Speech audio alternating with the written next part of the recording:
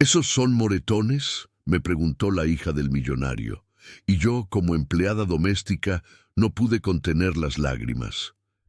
Esas palabras resonaron en mi mente como una tormenta que no acababa de pasar, como truenos rodando por pasillos vacíos a las 3 de la madrugada.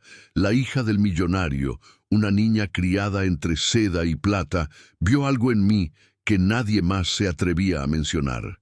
Tal vez estás terminando tu turno, revisando las cámaras o cerrando el edificio mientras el mundo duerme. Dime, ¿desde dónde me estás viendo y qué hora es ahí? Te prometo que la historia de hoy te llegará al corazón. Mi nombre es Ruth. Tengo 58 años y durante los últimos 8 años he sido la empleada doméstica de la familia Contreras en su penthouse del Polanco, en la Ciudad de México. Cada mañana a las 5:30 me arrastro fuera de mi pequeño departamento en la Doctores, tomando el metro línea 2 hacia el centro, mientras la mayor parte del chilango mundo aún sueña. El vagón huele a café y la lluvia de ayer, y veo mi reflejo en las ventanas oscuras, preguntándome cuándo me convertí en esta mujer de ojos cansados y manos callosas. Uso el mismo uniforme azul desteñido todos los días. La tela suavizada por lavadas infinitas, pero nunca lo suficientemente limpia para ocultar las manchas de mi trabajo. Mis dedos están ásperos de tallar pisos de mármol que cuestan más que mi sueldo anual, y mis rodillas duelen de años de arrodillarme a limpiar zoclos que la mayoría de la gente ni siquiera nota. Mantengo mi cabello en un chongo prolijo, asegurado con horquillas que compro en el mercado de la esquina, tratando de mantener algo de dignidad en un mundo que me trata como mueble. El penthouse de los Contreras abarca todo el piso 42 de una torre de cristal que perfora el cielo capitalino como una aguja reluciente.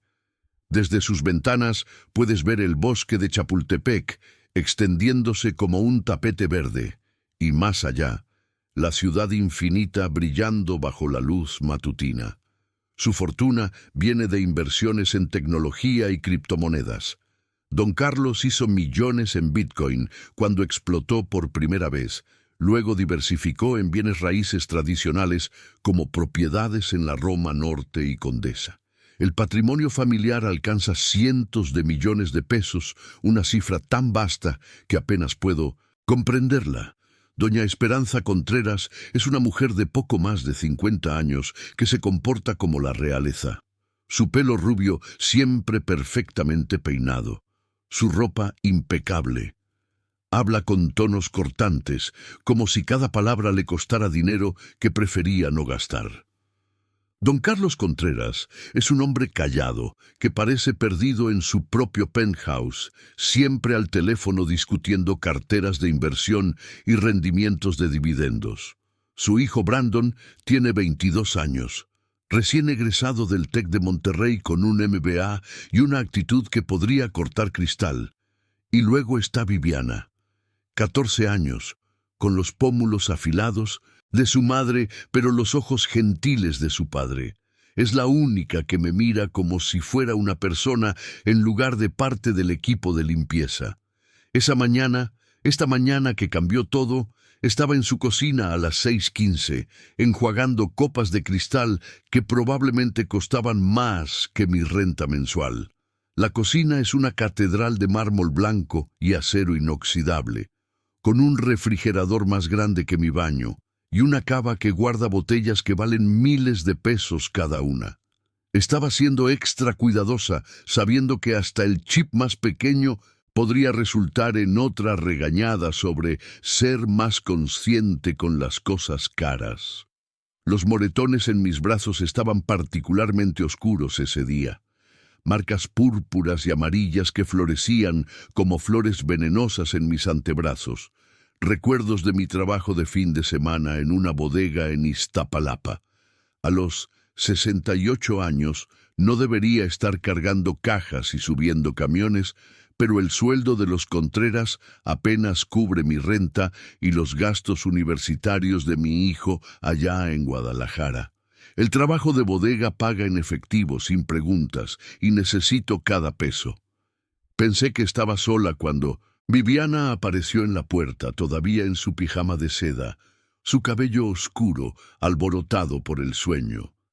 Se movió silenciosamente por el piso de mármol con los pies descalzos, y no la noté hasta que estuvo parada justo a mi lado. «Ruth», dijo suavemente, y casi se me cae la copa de cristal que sostenía.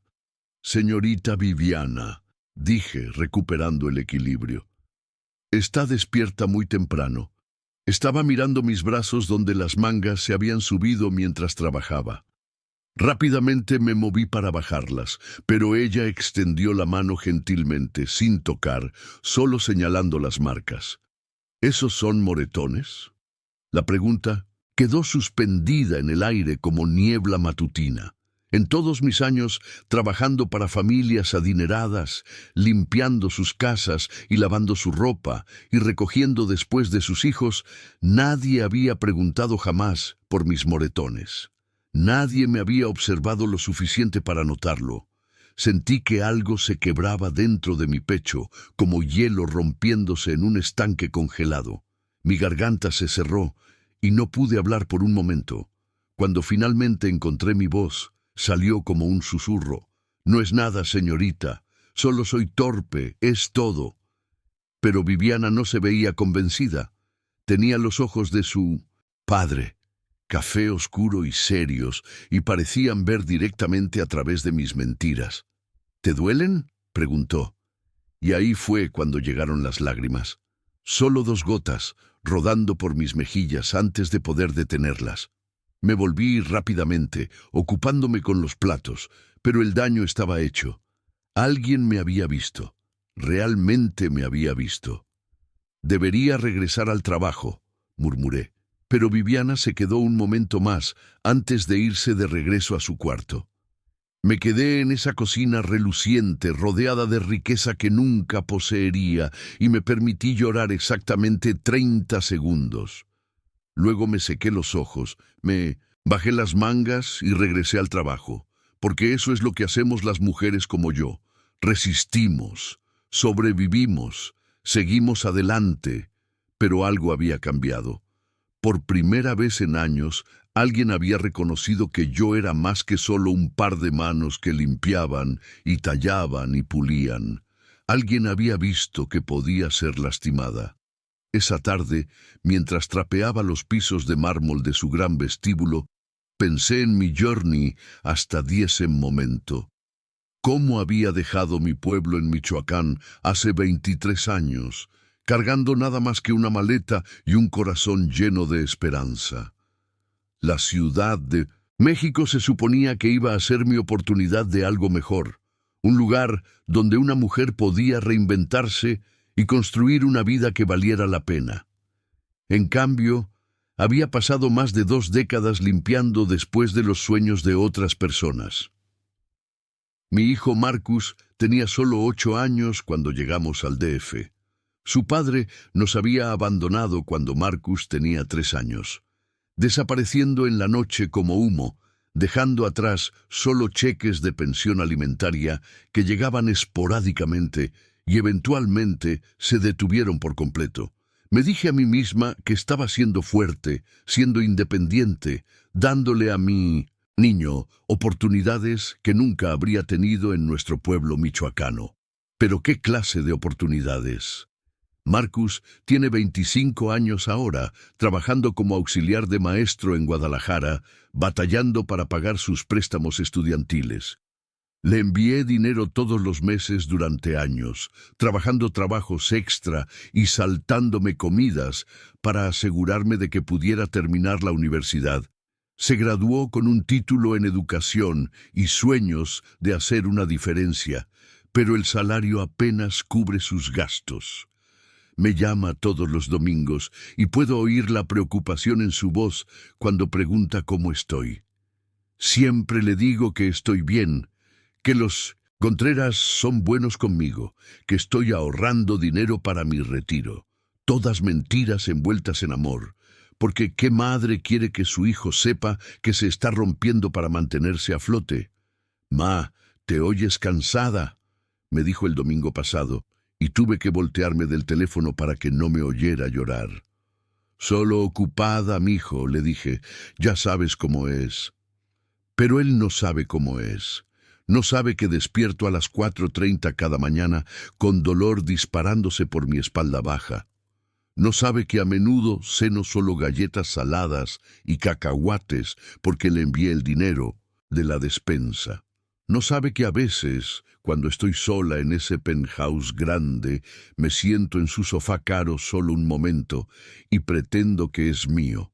Los Contreras me pagan 300 pesos la hora por 40 horas a la semana, lo que suena razonable hasta que calculas lo que significa en la Ciudad de México. Después de impuestos, son apenas 40,000 pesos al mes. Mi departamento en la Doctores cuesta 25,000, dejándome 15,000 para todo lo demás. Comida, servicios, tarjeta del metro, cuenta de teléfono y el dinero que pueda enviarle a Marcus. Por eso trabajo fines de semana en la bodega.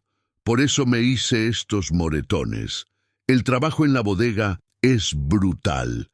Cargar cajas que pesan 25 kilos o más, subiéndolas a camiones en todo tipo de clima. El supervisor es un hombre llamado Tony que trata a los trabajadores mayores como si fuéramos desechables. Cuando me muevo muy lentamente o pido ayuda con una carga particularmente pesada, hace comentarios sobre que tal vez ya es hora de que encuentre trabajo más adecuado para mi edad. El sábado pasado estaba cargando cajas de refacciones automotrices cuando perdí el agarre. Las cajas se me cayeron encima, las esquinas golpeando mis brazos y dejando esas marcas púrpuras que Viviana notó. Quise renunciar en ese momento, alejarme y nunca regresar. Pero necesitaba esos 2,000 pesos en efectivo. Los necesitaba para evitar que mi vida se desmoronara completamente. Así que me levanté, ignoré las quejas murmuradas de Tony sobre viejas torpes y terminé mi turno. Las pequeñas humillaciones eran constantes, como cortadas de papel que nunca acababan de sanar. En casa de los Contreras era invisible la mayoría del tiempo, lo cual era casi una merced. Cuando sí me notaban, usualmente era porque algo estaba mal, como la mañana en que derramé café en su tapete persa. Fue un accidente. Estaba cargando demasiado a la vez, tratando de ser eficiente, cuando tropecé en la esquina donde el tapete se juntaba con el piso de madera. El café se extendió por el patrón intrincado como una mancha café en una obra maestra. Doña Esperanza apareció instantáneamente, como si tuviera radar para desastres domésticos. «Ruth», dijo, su voz afilada como un cuchillo, «¿qué has hecho?» «Lo siento mucho, señora», tartamudeé, ya arrodillada con servilletas de papel, tratando de absorber el desastre. «Fue un accidente. Lo voy a limpiar inmediatamente». Se paró sobre mí, sus tacones de diseñador haciendo clic impacientemente en el piso de mármol. «Este tapete vale más de lo que ganas en 6 meses», dijo fríamente. «Lo mandamos traer de Irán. Es irreemplazable». Seguí absorbiendo, mi cara ardiendo de vergüenza. «Entiendo, señora. Haré todo lo que pueda para arreglarlo». «Vas a pagar por limpieza profesional», dijo. «Y si está dañado permanentemente, tendremos que discutir compensación». La limpieza profesional costó 8,000 pesos. Eran 2 semanas de turnos en la bodega, 2 semanas de mi cuerpo gritando en protesta mientras alzaba cajas y cargaba camiones. Lo pagué sin quejas, aunque significaba comer solo arroz y frijoles por un mes. Pero era más que el dinero, era la manera en que me veía, como si fuera estúpida y descuidada, como si hubiera arruinado su tapete a propósito. Era la manera en que habló de mí con su esposo esa noche cuando pensó que no podía escuchar. «No sé por qué la mantenemos», dijo doña Esperanza. «Se está haciendo vieja y la gente vieja comete errores. Es confiable, respondió don Carlos, sin levantar la vista de su tablet, donde revisaba su cartera de criptomonedas. Y es barata, barata. Eso era para ellos, no trabajadora o dedicada o leal, solo barata. Los pagos atrasados empeoraron todo. 2 veces este año, los Contreras se olvidaron de pagarme a tiempo. La primera vez, doña Esperanza estaba viajando por Europa, viendo propiedades de inversión, y dejó que mi cheque se retrasara 3 semanas. Cuando finalmente tuve el valor de mencionarlo, actuó como si estuviera siendo presionante. «Ay, Ruth, deberías haber dicho algo antes», dijo con una risa que sonaba como cristal roto. «He estado tan ocupada con la adquisición de la propiedad en Londres. Carlos está armando una cartera de inversiones inmobiliarias por varios millones de pesos, y estas transacciones internacionales requieren tanta atención. Me escribió un cheque ahí mismo, pero pude notar que estaba molesta por la interrupción. Para ella, mi renta y despensa eran preocupaciones triviales comparadas con sus negocios multimillonarios. La segunda vez no hubo excusa para nada. El pago solo llegó 4 días tarde, pero esos 4 días significaron cargos por sobregiro en mi banco y una conversación humillante con mi casero. Cuando pregunté al respecto, la hermana de doña Esperanza, Diana, estaba de visita y se rió. «Tal vez si manejaras mejor tu dinero, unos cuantos días no importarían», dijo. Diana, revolviendo su café con una cuchara de plata. «Los pobres siempre hacen de todo una crisis. Los pobres, como si ser pobre fuera un defecto de carácter en lugar de una circunstancia». Doña Esperanza no me defendió. Solo me entregó el cheque y cambió el tema a sus nuevas acciones que pagan dividendos.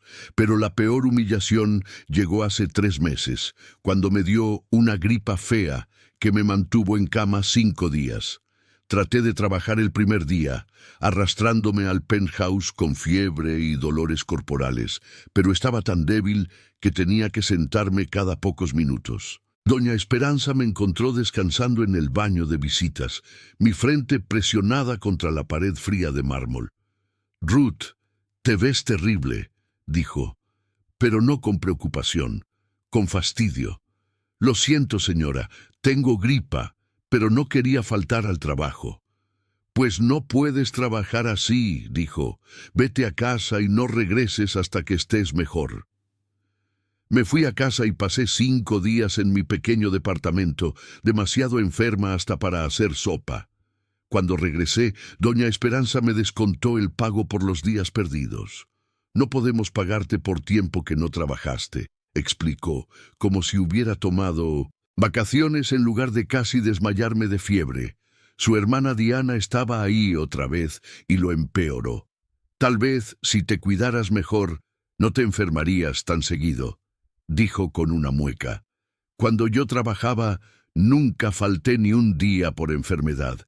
Todo es cuestión de disciplina personal». Disciplina personal. Como si comer solo sándwiches de cacahuate, porque no podía permitirme mejor comida, fuera una decisión que tomé por diversión. La acusación que más dolió vino de la prima de doña Esperanza, Rebeca, una mujer de 40 y tantos que visitaba cada pocos meses. Tenía esta manera de verme, trabajar, siguiéndome con los ojos como si pudiera robar algo cuando no estuviera mirando. Una tarde, estaba sacudiendo la oficina de don Carlos cuando Rebeca me acorraló. «¿Sabes, Ruth?», dijo, acomodándose en una silla de cuero que probablemente costaba más que mi coche.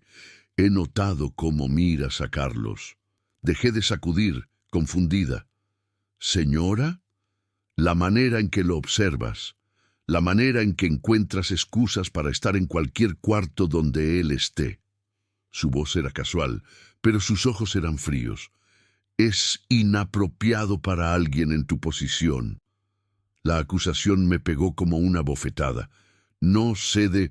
¿O qué habla, señora? Solo trato de hacer mi trabajo». «¿En serio?». Se inclinó hacia adelante. Porque desde donde estoy sentada, parece que tratas de llamar su atención. Una mujer de tu edad, lanzándose a un hombre casado. Es patético.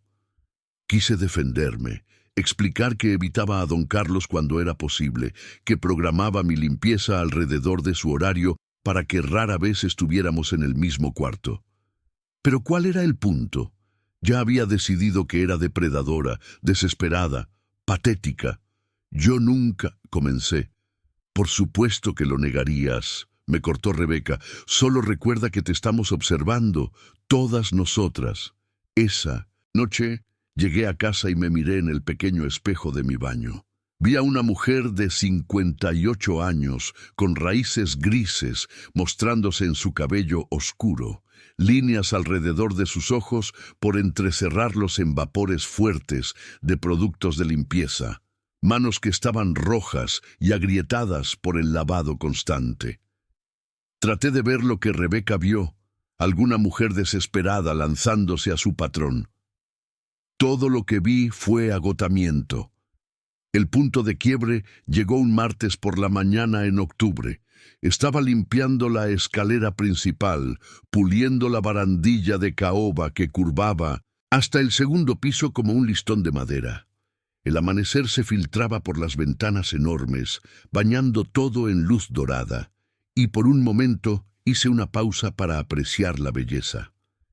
Ahí fue cuando pasó.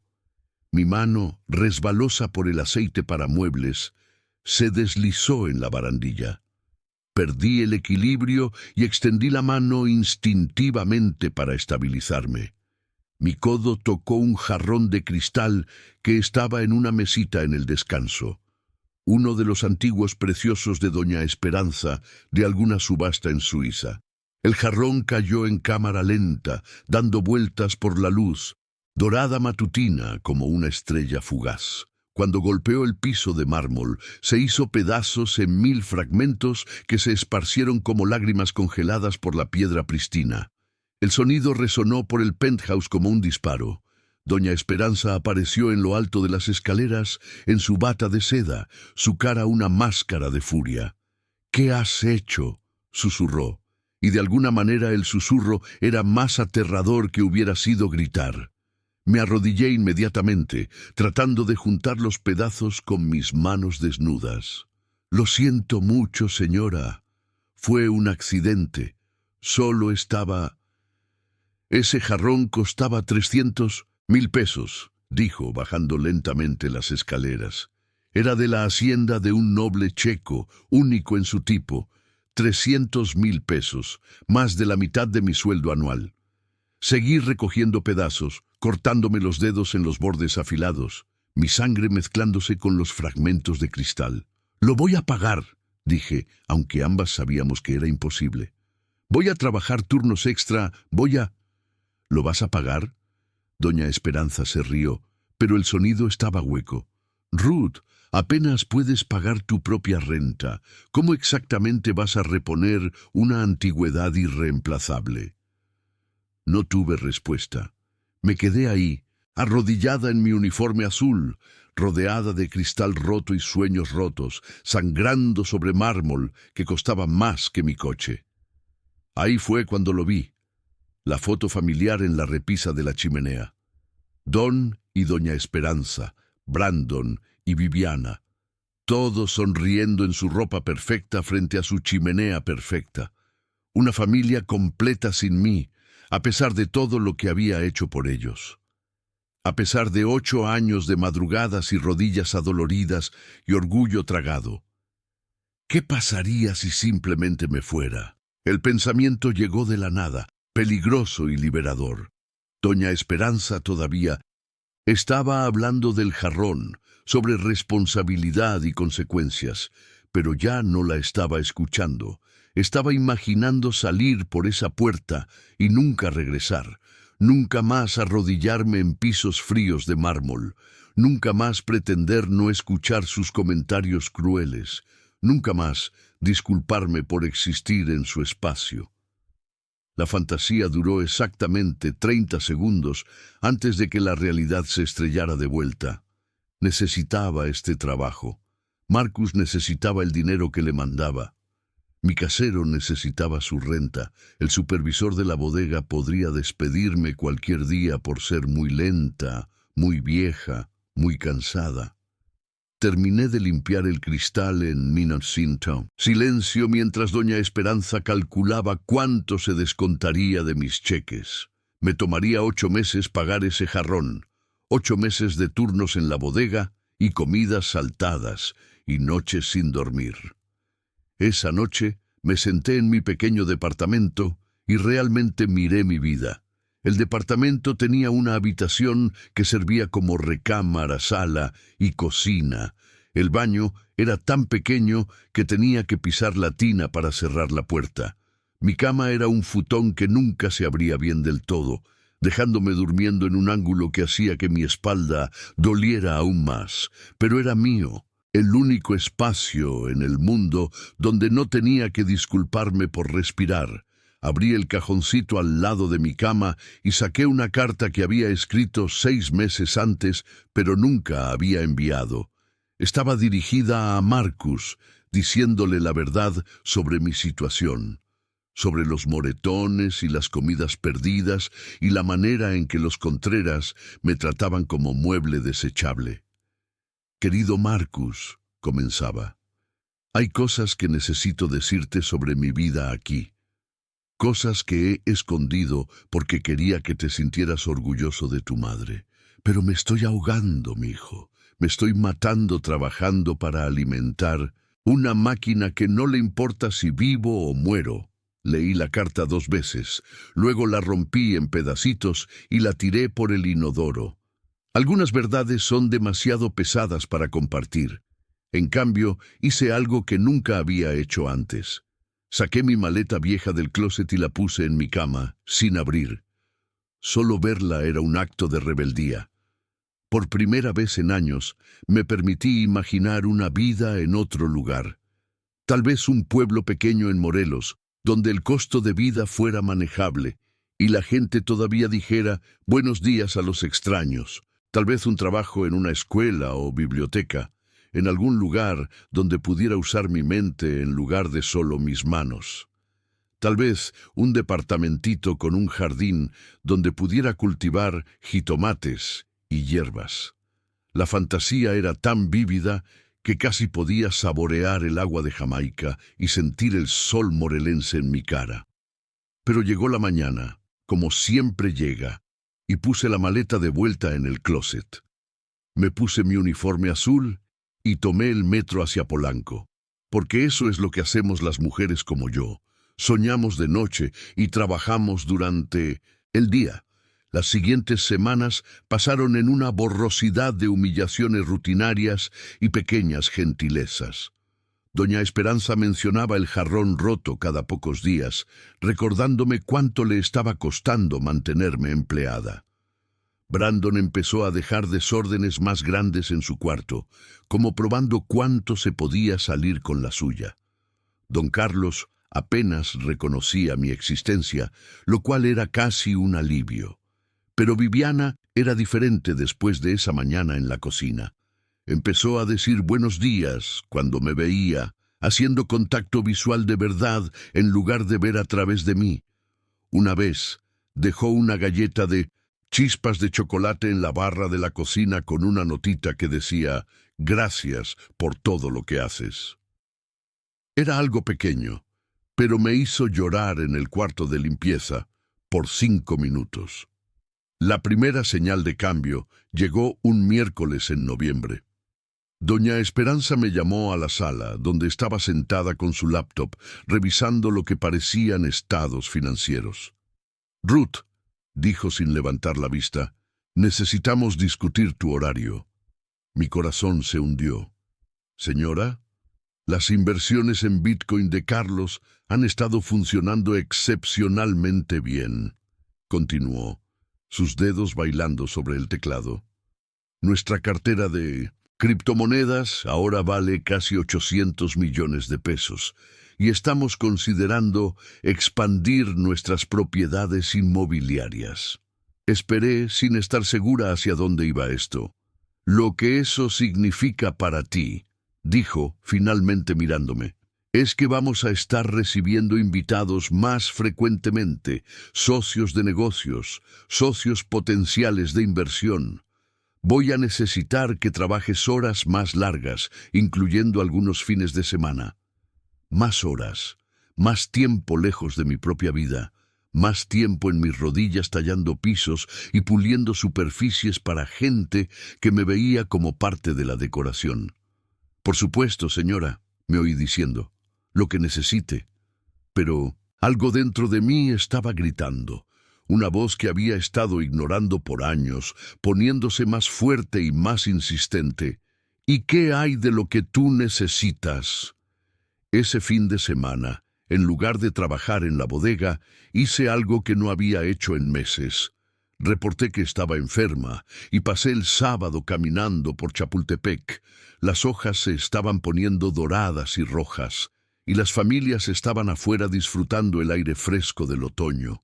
Me senté en una banca cerca del lago y vi a los trotadores y paseadores de perros y parejas tomadas de la mano. Por 3 horas nadie me pidió limpiar nada o disculparme por algo o explicarme. Solo era una mujer sentada en una banca, viendo pasar el mundo. Fue lo más pacífico que me había sentido en años. Esa noche llamé a Marcus. No el domingo, nuestro día usual, sino cuando quise escuchar su voz. «Ma», contestó, sonando sorprendido. «¿Está todo bien?» «Solo quería escuchar cómo te va», dije, acomodándome en mi futón con una taza de té. Hablamos por 1 hora sobre sus alumnos y su novia Sara, y sus planes de proponerle matrimonio esta Navidad. Sonaba feliz, genuinamente feliz, y me di cuenta de que no había escuchado esa alegría en su voz en años.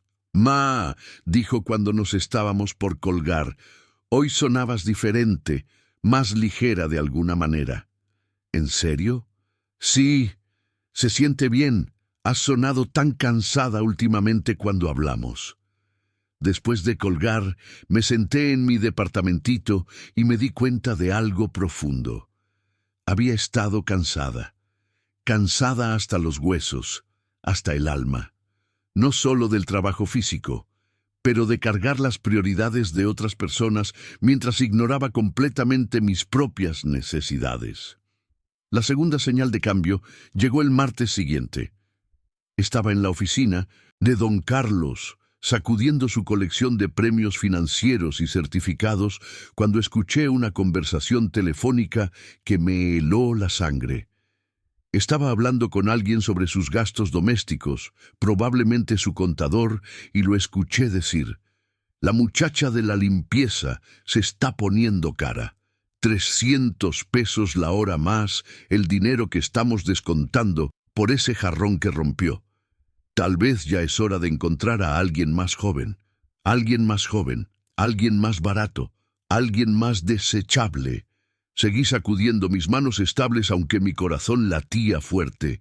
8 años de servicio leal, y estaban discutiendo reemplazarme como un electrodoméstico descompuesto. Esa tarde, mientras organizaba el vestidor de doña Esperanza, un espacio más grande que todo mi departamento, encontré algo que cambió todo. Escondida detrás de una fila de bolsas de diseñador, había una carpeta manila llena de documentos financieros, formas de impuestos, estados de inversión y lo que parecían registros de pagos en efectivo a varios proveedores de servicios. Casi la puse de vuelta sin mirar, pero algo me hizo vacilar.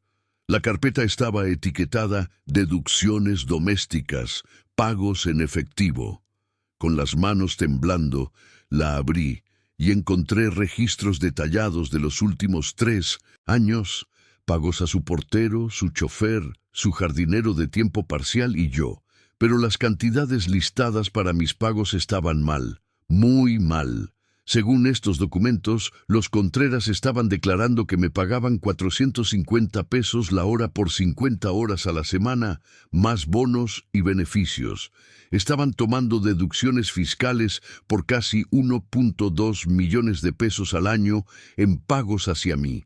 pero yo solo estaba recibiendo 300 pesos la hora por 40 horas a la semana, sin bonos y sin beneficios.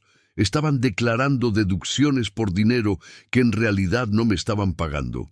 Era fraude fiscal. Estaban robando al gobierno y usándome como su cobertura.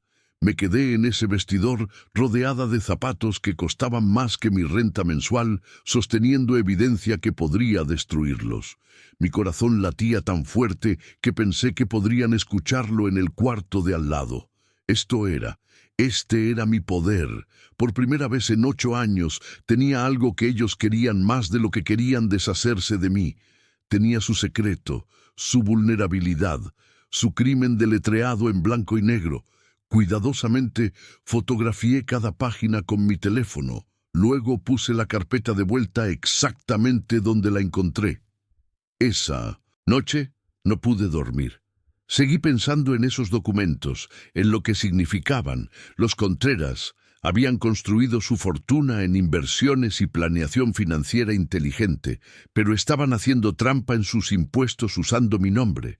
Si el SAT se enteraba, podrían enfrentar multas masivas, penalidades, hasta cargos criminales. Pensé en llamar a la línea anónima del SAT. Pensé en confrontar a los Contreras directamente. Pensé en usar la información para negociar mejor trato, sueldo más alto, respeto humano básico. Pero más que nada, pensé en irme. La oportunidad llegó 3 semanas después. Doña Esperanza anunció que estaban organizando una cena para inversionistas potenciales en una nueva aventura de criptomonedas. 12 invitados, incluyendo gente muy rica del distrito financiero de Santa Fe, vendrían a discutir armar un fondo de inversión multimillonario. «Necesito que todo sea perfecto, Ruth», dijo, su voz afilada por el estrés. «Esta gente controla cientos de millones de pesos en activos. Un pequeño error podría costarnos todo el negocio». La presión era enorme. Pasé 3 días preparando, puliendo cada superficie hasta que brillara, arreglando flores, poniendo la mesa con su porcelana y cristal más fino. La noche de la fiesta, llegué temprano para hacer los preparativos finales. Los invitados comenzaron a llegar a las 7, hombres y mujeres en trajes caros, hablando de opciones de acciones y futuros de Bitcoin y carteras inmobiliarias. Serví bebidas y aperitivos en mi uniforme blanco impecable, invisible como siempre. Ahí fue cuando escuché algo que me hirvió la sangre. Doña Esperanza estaba hablando con una mujer que al parecer dirigía una firma de administración de patrimonio privado. Estaban discutiendo personal doméstico y la mujer se estaba quejando de qué tan difícil era encontrar buena ayuda en estos días.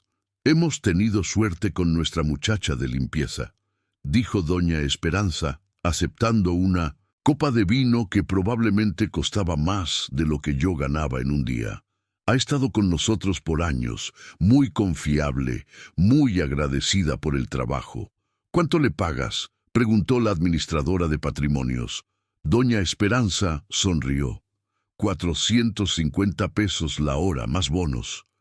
«Es caro, pero tienes que invertir en personal de calidad. Es como de la familia para nosotros». «Como de la familia».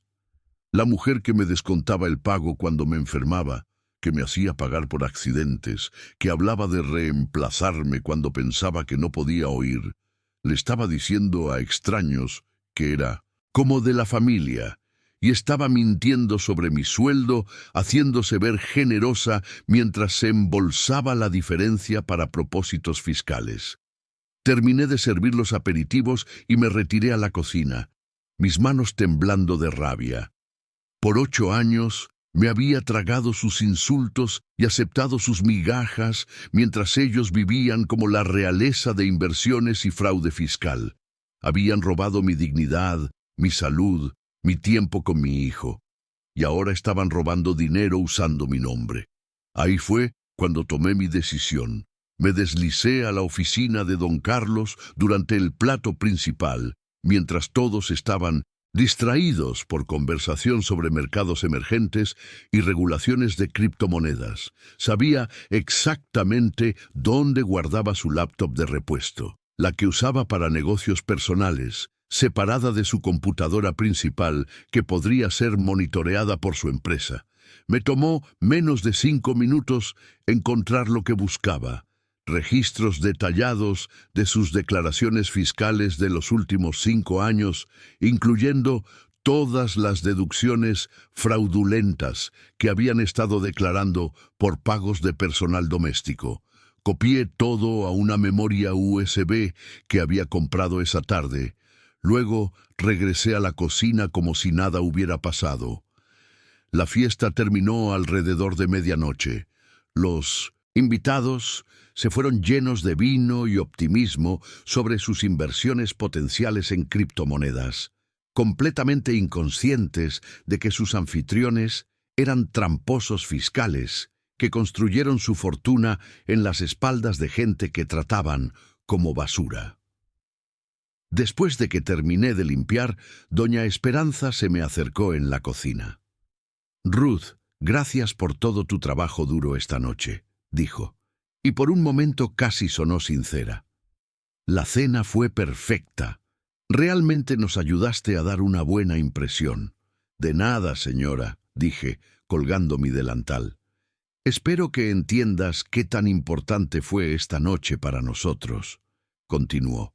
«Las inversiones en criptomonedas de Carlos han sido increíblemente exitosas. Ahora valemos casi 1.600 millones de pesos, pero siempre estamos buscando expandir. Conexiones como estas nos podrían asegurar para toda la vida. 1.600 millones de pesos. Y estaban preocupados por pagarme un salario vivible». «Entiendo, señora», sonrió, la clase de sonrisa que da la gente rica cuando cree que está siendo graciosa.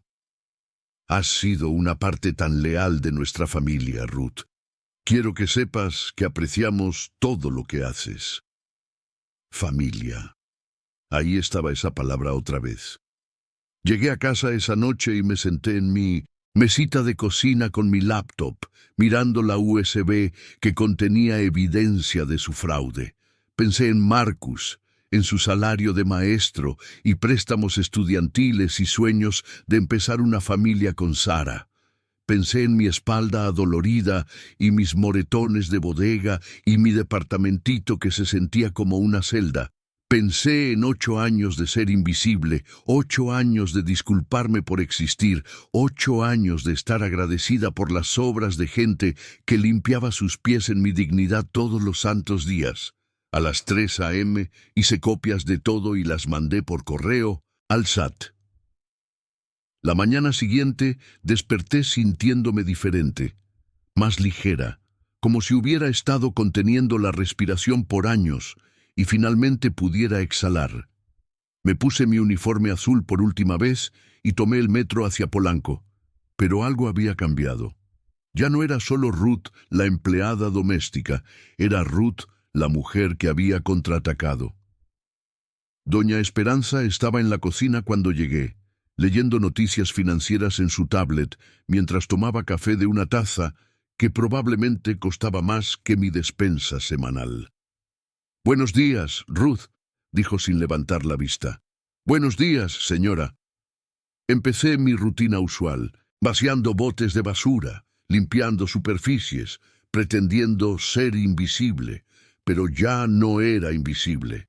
Era una mujer con poder, aunque ella no lo supiera todavía. La llamada llegó 2 semanas después. Estaba sacudiendo la sala cuando sonó el teléfono de doña Esperanza. Contestó con su usual Esperanza Contreras al habla, pero su voz cambió rápidamente. «¿Cómo que una auditoría?», dijo, caminando hacia las ventanas que daban al bosque de Chapultepec. «Presentamos nuestros impuestos correctamente cada año». Hubo una pausa larga mientras escuchaba. «Discrepancias de personal doméstico. No entiendo de qué me hablan». Otra pausa. Su cara se estaba poniendo más apálida. ¿El jueves que viene? Pero eso es imposible. Carlos está en Londres cerrando un negocio en una inversión inmobiliaria que vale 130 millones de pesos. ¿No podemos reprogramar? Seguí sacudiendo, moviéndome lentamente para poder escuchar cada palabra. Está bien, dijo finalmente. Estaremos ahí, pero quiero que esté presente nuestro abogado. Colgó y se quedó viendo hacia el parque por un rato largo. Luego se volteó y me vio observando. Ruth, dijo, y su voz era diferente ahora, insegura. ¿Cuánto tiempo has estado trabajando para nosotros? 8 años, señora. Y te pagamos... ¿Cuánto por hora? Podría haber mentido. Podría haberla protegido, protegerlos, de la manera que los había estado protegiendo por años al quedarme callada sobre su trato cruel. En su lugar, dije la verdad. 300 pesos la hora, señora. 40 horas a la semana, sin beneficios. El color se drenó completamente de su cara. Esa noche me estaba preparando para irme cuando don Carlos me llamó a su oficina. Estaba sentado detrás de su escritorio masivo, rodeado de documentos financieros y viéndose más viejo de lo que jamás lo había visto. Ruth, dijo, gesticulando para que me sentara en la silla frente a él, necesitamos hablar. Me senté y junté las manos en mi regazo esperando. Parece haber algo de confusión sobre tu empleo acá, dijo cuidadosamente. Algunas discrepancias que el SAT quiere discutir con nosotros. Ya veo. Ruth, has estado con nuestra familia por mucho tiempo. Te consideramos familia. Ahí estaba esa palabra otra vez. Familia. Esperamos, continuó, que podamos trabajar juntos para aclarar cualquier malentendido. Ya sabes qué tan complicada puede ser la ley fiscal. Lo miré sentado en su silla de cuero, en su traje caro, pidiéndome que lo ayudara a encubrir su crimen. 8 años de tratarme como mugre y ahora me necesitaba. ¿Qué clase de malentendido, señor? Se removió incómodo. Bueno, es posible que nuestro contador haya cometido algunos errores en cómo reportó tu salario. Ya sabes cómo pueden ser estos profesionales financieros. Están lidiando con sumas tan grandes, carteras de Bitcoin que valen millones, inversiones inmobiliarias, dividendos de acciones. A veces los detalles más pequeños se confunden. Detalles más pequeños. Eso era para él. Entiendo, señor. Bien, dijo, alivio inundando su voz. Sabía que entenderías. Eres una mujer razonable, Ruth. Una mujer leal. Abrió el cajón de su escritorio y sacó un sobre. Esto es un bono, dijo, deslizándolo por el escritorio. 80,000 pesos, como señal de nuestro aprecio por tus años de servicio y tu comprensión sobre esta situación fiscal. 80,000 pesos. Una fortuna para mí, cambio suelto para él. Recogí el sobre y miré adentro. 80 billetes de 1,000, crispitos y nuevos. Es muy generoso, señor, dije. Hay más de donde viene, dijo inclinándose hacia adelante. Si esta auditoría va sin problemas, si no hay complicaciones, estaríamos felices de aumentar tu salario. Tal vez a 450 pesos la hora con beneficios. 450 pesos la hora, la cantidad que habían estado declarando, que me pagaban desde siempre. ¿Y si no los ayudo?, pregunté quedito. Su expresión amistosa parpadeó. Bueno, Ruth, no me gustaría verte perder tu trabajo por un malentendido, especialmente a tu edad. Sería muy difícil para ti encontrar otro empleo. Ahí estaba, la amenaza debajo del soborno. Me paré, todavía sosteniendo el sobre de dinero. Necesito pensarlo, dije. Por supuesto, dijo, regresando su sonrisa. Tómate todo el tiempo que necesites. Pero Ruth, esperanza que recuerdes todo lo que hemos hecho el uno por el otro a través de los años. Todo lo que hemos hecho el uno por el otro, como si hubiera sido mutuo, como si yo no hubiera estado dando y dando mientras ellos tomaban y tomaban. Esa noche me senté en mi departamento con los 80,000 pesos extendidos por mi mesa de cocina, más dinero del que jamás había tenido en las manos a la vez, suficiente para pagar mis tarjetas de crédito, para mandarle algo extra a Marcus, para comprarme un abrigo de invierno decente por primera vez en 5 años. Todo lo que tenía que hacer era mentir por ellos. Todo lo que tenía que hacer era ayudarlos a encubrir su fraude y continuar tratándome como basura por cuantos años me quedaran. Pensé en Marcus, en el orgullo en su voz cuando hablaba de sus estudiantes. Estaba haciendo una diferencia en el mundo, ayudando a los niños a aprender y crecer y convertirse en mejores personas. ¿Qué pensaría si supiera que su madre había elegido dinero sobre la verdad? Pensé en mi propio padre, que murió cuando tenía 12, pero que siempre me decía que la palabra de una persona era lo único que no se le podía quitar. Ruth, solía decir, puedes perder tu dinero y tu casa y tu trabajo, pero si pierdes tu integridad, has perdido todo lo que importa. A las 2 a.m. tomé mi decisión. Tomé los 80,000 pesos y caminé 6 cuadras hasta la delegación más cercana. Le entregué el dinero al sargento de guardia y expliqué que era un soborno en conexión con una investigación del SAT en curso. Luego me fui a casa y dormí mejor de lo que había dormido en años. La mañana siguiente me puse ropa diferente, mi mejor vestido en lugar del uniforme azul, y tomé el metro a las oficinas del SAT en el centro. Pasé 3 horas diciéndoles todo, sobre los registros de pago falsos, sobre las deducciones fiscales, sobre el intento de soborno. Les di copias de todos los documentos que había fotografiado. Expliqué exactamente cómo se había estructurado el fraude y por cuánto tiempo había estado pasando. El agente del SAT, una mujer más o menos de mi edad llamada Sandra López, escuchó con creciente asombro.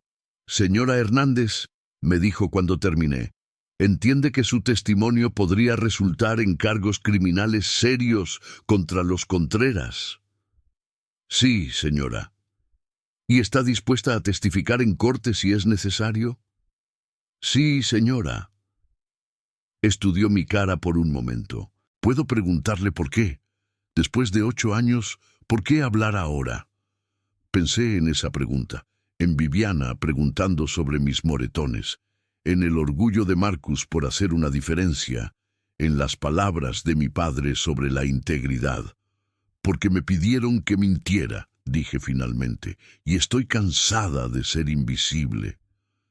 3 días después, agentes federales allanaron el penthouse de los Contreras. No estuve ahí para verlo. Había reportado una emergencia familiar esa mañana, pero escuché sobre ello del portero cuando vine a recoger mi último cheque. «Se llevaron cajas y cajas de cosas», me dijo, menando la cabeza. «Equipo de computadoras, registros financieros, todo». Doña Esperanza estaba llorando y don Carlos no paraba de gritar sobre llamar a abogados. Sentí una extraña mezcla de emociones. Satisfacción, ciertamente, pero también tristeza. Por 8 años, ese penthouse había sido mi segundo hogar, aunque no siempre había sido feliz. Doña Esperanza me llamó esa noche. «Ruth», dijo, y su voz era diferente ahora. «Rota, necesito preguntarte algo». «¿Sí, señora?» ¿Tú hablaste con el SAT?» Pude haber mentido. Incluso entonces, incluso después de todo, alguna parte de mí quería protegerla de las consecuencias de sus propios actos. «Sí, señora», dije en su lugar. «Lo hice». Hubo un silencio largo. «¿Por qué?», susurró. «Después de todo lo que hemos hecho por ti, ¿por qué nos traicionarías así?» Traicionarlos. Como si mi lealtad hubiera sido algo que se habían ganado en lugar de algo que habían demandado. «Señora Contreras», dije, «ustedes han estado robando dinero usando mi nombre por años. Me han tratado como basura, han estafado al gobierno y luego me pidieron mentir para encubrirlo. Yo no los traicioné. Ustedes se traicionaron a sí mismos. Empezó a decir algo más, pero colgué. 2 semanas después, la historia salió en Mindeves Reforma. Millonario de criptomonedas acusado de fraude fiscal. El artículo detallaba cómo Carlos Contreras había declarado cientos de miles en deducciones fraudulentas relacionadas con personal doméstico, usando el esquema para evitar pagar impuestos sobre sus ganancias de Bitcoin e inversiones inmobiliarias. Marcus me llamó inmediatamente. «Ma, vi las noticias», dijo. «¿Esa no era la familia para la que trabajabas?» «Sí, mijo». El artículo dice que un empleado doméstico se presentó como denunciante. Esa no fuiste tú, ¿verdad? Respiré profundo. Sí, Marcus, esa fui yo. Silencio. Luego, «Ma, ¿estás bien? ¿Estás segura?» «Estoy bien, mijo. Mejor que bien». «Estoy tan orgulloso de ti», dijo, y empecé a llorar. «Estoy tan orgulloso de ti por enfrentarlos». «¿En serio?» «Ma, derribaste a millonarios que estaban estafando al sistema. Eres como una superheroína. Una superheroína». Yo, Ruth Hernández, empleada doméstica retirada de 58 años de la Doctores. Los procedimientos legales tomaron meses. Los Contreras contrataron a los mejores abogados que el dinero podía comprar, pero la evidencia era abrumadora. Al final, Carlos se declaró culpable de evasión fiscal y fue sentenciado a 18 meses en prisión federal y ordenado a pagar 38 millones de pesos en impuestos atrasados, penalidades e interés. Esperanza recibió libertad condicional y servicio comunitario, pero su fortuna se desvaneció esencialmente. Tuvieron que vender el penthouse, las casas de vacaciones, la mayoría de sus inversiones. Brandon dejó la maestría y consiguió trabajo repartiendo comida. La familia, que una vez valía casi 1.600 millones de pesos, fue reducida a estatus de clase media de la noche a la mañana. Sentí más lástima por Viviana que por nadie. Solo era una niña que había sido amable conmigo, y ahora todo su mundo se estaba desmoronando por la avaricia de sus padres. Pero no me arrepentí de lo que había hecho. Por primera vez en mi vida adulta, había elegido la verdad sobre la conveniencia, la justicia sobre la seguridad. El SAT me dio un premio al denunciante, un porcentaje del dinero que recuperaron de los Contreras. No fue una fortuna, pero fue suficiente para cambiar mi vida. Pagué todas mis deudas, me mudé a un bonito departamento de una recámara en la Condesa, con una cocina lo suficientemente grande para una mesa de comedor apropiada. Dejé el trabajo de la bodega y me inscribí en un programa comunitario para convertirme en asistente contable certificada. A los 58, finalmente estaba aprendiendo a usar mi mente en lugar de solo mis manos. Marcus vino a visitarme en Día de Muertos, trayendo a Sara y su anillo de compromiso. Cocinamos juntos en mi nueva cocina y les conté historias sobre crecer en Michoacán que nunca había compartido antes. Historias sobre la integridad de mi padre, sobre la fuerza de mi madre, sobre los sueños que había puesto de lado para sobrevivir. «Ma», me dijo Marcus mientras limpiábamos, «necesito decirte algo». «¿Qué es, mijo?» «El dinero que me enviabas cada mes. Sabía que no te lo podías permitir. Traté de decirte que pararas, pero no me escuchabas. Dejé de lavar platos y lo miré. He estado ahorrando la mayor parte», continuó. «Tengo casi 250,000 pesos en una cuenta que planeaba regresarte cuando te retiraras. 250,000 pesos. Dinero al que me negué comida y calor para enviárselo. Dinero que había estado guardando para regresármelo. «¿Por qué no me dijiste?», pregunté. «Porque sabía que si trataba de regresártelo, me lo volverías a mandar. Eres demasiado terca y demasiado generosa para tu propio bien». Sara se rió. Eso lo sacó de ti, Ruth, la parte terca y la generosa.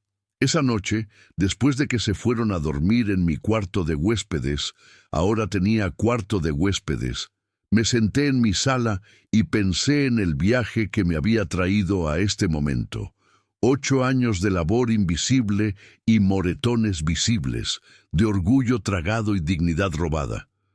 Pero también 8 años de fuerza silenciosa, de elegir a mi familia sobre mí misma, de resistir lo que no se podía cambiar y cambiar lo que no se podía resistir. Pensé en la pregunta de Viviana. ¿Esos son moretones? El momento cuando alguien finalmente me vio como una persona que podía ser lastimada en lugar de una máquina que limpiaba y servía y se disculpaba. Los moretones se habían ido ahora. Los de mis brazos se habían desvanecido hace meses y los de mi corazón estaban sanando lentamente también. 6 meses después de que terminó el juicio, estaba saliendo de mi clase de contabilidad cuando vi una figura familiar esperando en la entrada del metro. Era Viviana, más alta ahora, su cabello oscuro más largo, pero todavía con esos ojos café serios que habían visto primero a través de mi armadura invisible. «Ruth», dijo tentativamente. «Hola, señorita Viviana. Yo quería hablar contigo, si está bien». Caminamos a una cafetería cercana y nos sentamos una frente a la otra en una mesita. Se veía mayor que sus 15 años, como alguien que había aprendido lecciones duras muy joven. «Quería disculparme», dijo, revolviendo su chocolate caliente con una cucharita de plástico. «Por lo que mis papás te hicieron, por cómo te trataron todos esos años». «No necesitas disculparte por las acciones de ellos», le dije. «Solo eras una niña». «Sabía que eran crueles contigo a veces», dijo mirando su taza. «Debería haber dicho algo». «Viviana, tú sí dijiste algo. Preguntaste sobre mis moretones. Fuiste la única persona en 8 años que vio que podía ser lastimada». Me miró con lágrimas en los ojos. «Lamento que me tomara tanto tiempo». «No te lamentes. Siéntete orgullosa de que notaste para nada. Muchos adultos nunca aprenden a ver a la gente que los sirve». Hablamos por 1 hora sobre su nueva escuela, el divorcio de sus papás, sus planes para la universidad. Iba a estudiar trabajo social, me dijo, porque quería ayudar a gente que se sentía invisible, como tú hiciste, dijo. Como yo era, la corregí. Ya no, soy invisible. Mientras caminaba a casa esa noche, pensé en la pregunta que había empezado todo. Esos son moretones. 3 palabras simples que habían agrietado años de dolor y silencio acumulados. A veces, las preguntas más poderosas son las que se atreven a reconocer lo que todos los demás pretenden no ver. Ahora tengo 60 años, trabajando medio tiempo como contadora para una organización sin fines de lucro que ayuda a familias inmigrantes a navegar el sistema financiero mexicano. Mis clientes son mujeres más o menos como yo, trabajadoras, ignoradas, cargando más de lo que les toca mientras están agradecidas por menos de lo que merecen. El mes pasado ayudé a una mujer llamada Ana a descubrir que su patrón le había estado robando su pago de horas extra por 3 años. Cuando le mostré la evidencia, me hizo la misma pregunta que me hice yo misma en esa cocina de mármol. ¿Qué pasaría si simplemente me fuera? «No tienes que irte», le dije. «Puedes caminar hacia algo mejor». Presentó una queja con la Secretaría del Trabajo y recuperó 190,000 pesos en salarios robados. Pero más importante, aprendió que su tiempo tenía valor, que su dignidad no era negociable, que ser invisible era una decisión y no una sentencia de por vida. La lección no es que todos deberíamos convertirnos en denunciantes o que toda injusticia laboral tendrá un final feliz. La lección es más simple y más difícil. Tenemos que aprender a vernos como dignas de ser vistas. Todavía vivo en la Condesa, aunque en un mejor vecindario ahora. Tengo un jardincito en mi azotea donde cultivo jitomates y hierbas. Llamo a Marcus todos los domingos, pero ahora nuestras conversaciones son sobre sus planes de boda y mis clases universitarias en lugar de dinero y preocupación. A veces tomo el metro al centro y camino enfrente del edificio donde los Contreras solían vivir. Hay una nueva familia en el penthouse ahora, y me pregunto si tratan a su personal con respeto o si solo son otra versión de la misma vieja historia. El portero es el mismo, Roberto, que siempre recordó mi nombre, aun cuando la familia para la que trabajaba a veces lo olvidaba. Cuando me ve, sonríe. Ruth, te ves bien. Feliz. Estoy feliz, Roberto. ¿Escuchaste lo que les pasó a los Contreras? Asiento. Escuché. Karma, dice menando la cabeza. Lo que siembras. En cosechas. Tal vez, o tal vez a veces tienes que ser tu propio karma, tu propia justicia, tu propia voz en un mundo que preferiría que te quedaras callada. Mientras escribo esto, estoy sentada en mi sala con una taza de café y vista al zócalo. Es temprano en la mañana, pero no tengo que estar en ningún lado hasta mediodía. No me estoy apurando para tomar el metro, para tallar los pisos de otra persona o disculparme por existir en su espacio. Pienso en todas las mujeres como yo, trabajando en trabajos invisibles para gente que las ve como muebles. Las nanas y empleadas domésticas y cuidadoras que dan sus mejores años a las familias de otras personas mientras sus propios hijos crecen en llamadas telefónicas y días festivos perdidos. Quiero decirles lo que aprendí. No eres mueble, no eres desechable. Tus moretones importan, ya sean en tu cuerpo o en tu alma. Alguien me preguntó recientemente si me arrepiento de haber hablado, si alguna vez deseo haber simplemente tomado el soborno y me hubiera quedado callada. La pregunta me sorprendió porque la respuesta era tan clara.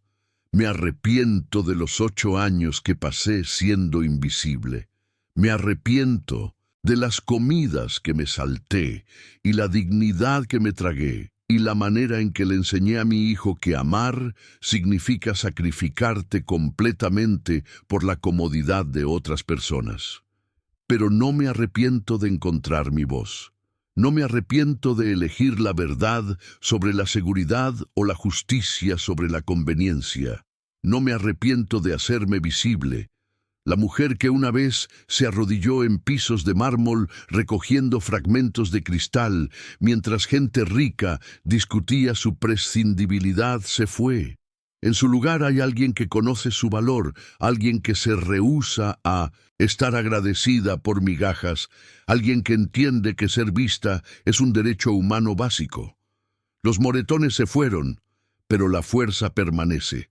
La semana pasada recibí una carta del SATE informándome que mi caso de denunciante había sido formalmente cerrado y agradeciéndome mi servicio al país. Usaron esa palabra, servicio, la misma palabra que los Contreras habían retorcido para significar servidumbre. Pero el servicio real no es sobre ser invisible. El servicio real es sobre defender lo que está bien, aun cuando te cueste algo, aun cuando dé miedo, aun cuando eres solo una persona contra un sistema que se beneficia de tu silencio. Hoy es mi 60º cumpleaños. Marcus y Sara vienen a cenar y voy a hacer la receta de cobbler de durazno de mi madre.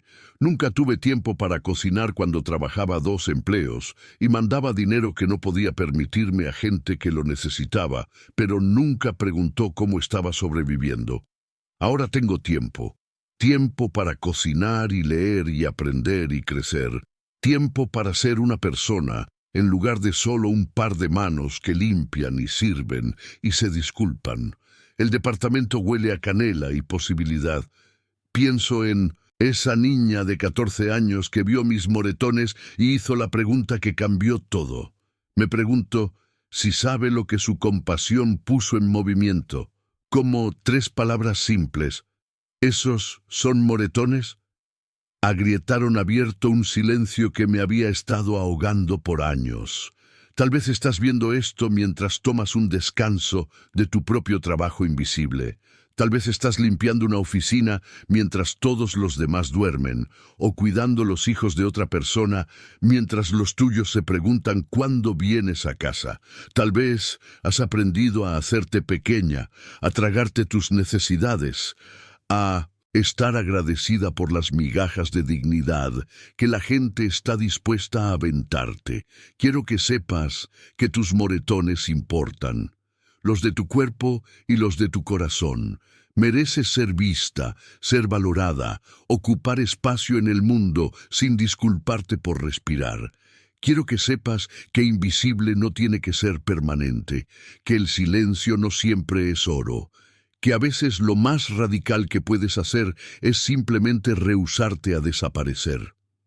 La niña en la pijama de seda me preguntó si esos eran moretones, y no pude contener las lágrimas, porque alguien finalmente me había visto. Realmente me había visto, no solo mi trabajo o mi utilidad, sino mi humanidad. ¿Desde dónde me estás viendo? ¿Y qué hora es ahí? ¿Alguna vez te has sentido invisible en tu propia vida? ¿Alguna vez has trabajado para alguien que te trató como si fueras desechable? ¿O has amado a alguien que dio por hecho tus sacrificios? Cuéntame en los comentarios. Comparte tu historia. Porque cuando hablamos, cuando nos hacemos visibles, les damos permiso a otros de salir de las sombras también. Si esta historia te conmovió, dale like y suscríbete por favor. Ayuda a que este mensaje llegue a alguien que da todo detrás de escena y necesita saber que no está sola. Para seguir compartiendo estos viajes emocionales, hemos creado un podcast especial con historias igualmente conmovedoras. Lo puedes encontrar aquí, a la izquierda. Gracias por ser parte de este viaje de hacerse visible. Gracias por verme y por permitirte ser vista. Te veré en la próxima historia.